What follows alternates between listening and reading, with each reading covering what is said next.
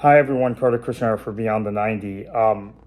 Making a video, I wasn't planning on making a video today, but have just learned in the last few minutes that Tony Book, uh, one of the all-time greats in my footballing um, life, has passed away at the age of 90.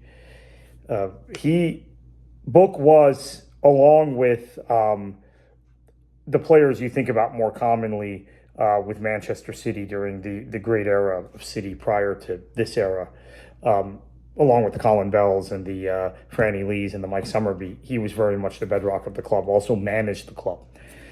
His career was intertwined with that of Malcolm Allison, which is something that is ironic given what would happen many years later. But Malcolm Allison brought Tony Book to Manchester City in 1966, I believe it was.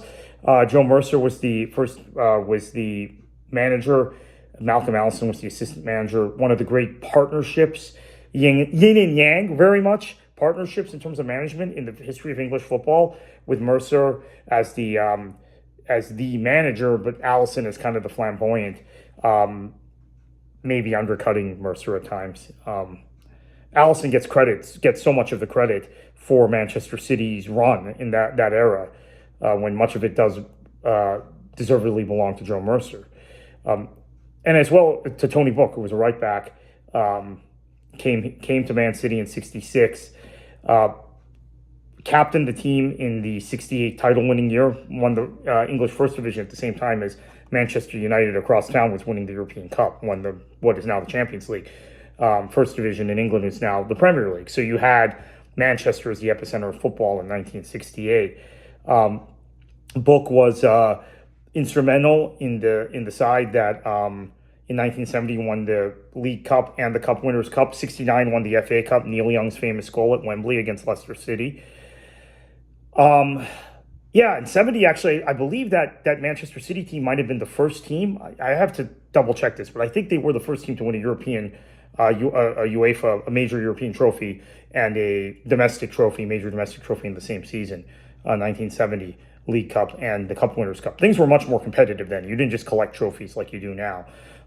So really great run.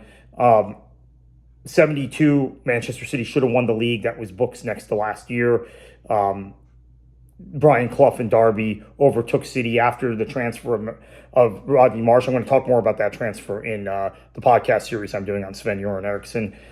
Their introductory episode will be out probably next week, and it's going to talk a lot about Manchester City's history prior to Sven coming to the club and Tashkent Shinawatra buying the club. One focal point is the '72 season, where Manchester City blew a 7-point lead after the transfer of Rodney Marsh from QPR. Big deal. Rodney Marsh, great player. Would end up being a legend here in Florida, right, with the Tampa Bay Rowdies. Was a legend for Man City after that, but just didn't fit into the club. There was no transfer deadline then, so he came in March, and by May, Derby had passed Manchester City. They won the league by a point. City was in a three-way logjam, a point back, alongside Leeds and Liverpool. Remember, it was 2 points for a win back then. The next season, Book quit playing and became an assistant manager, eventually became the manager, and led Manchester City out of danger in the '73-'74 season, including winning that famous final match at Old Trafford against Manchester United, where Manchester United was relegated.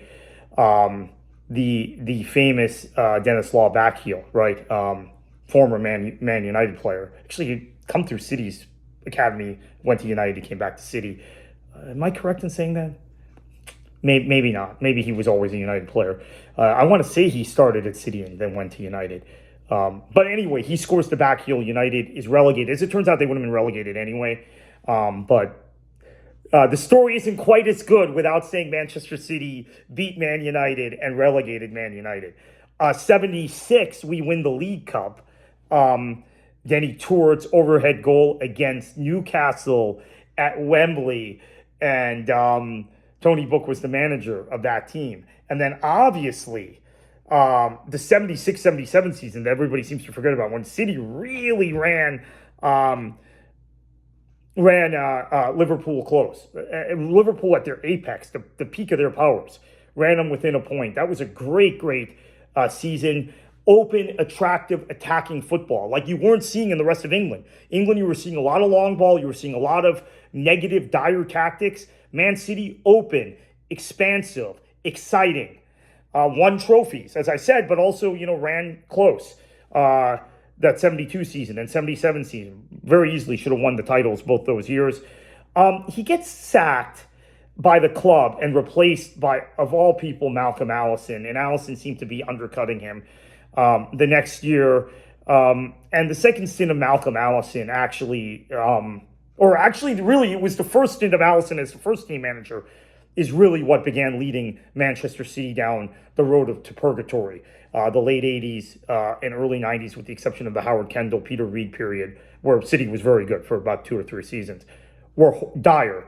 So from about 81, from losing that FA Cup replay in 81 to the Spurs until 2002, until Kevin Keegan came, very forgettable era for Manchester City, 20 years. We're going to discuss that in the podcast, but Tony Book, one of my favorites.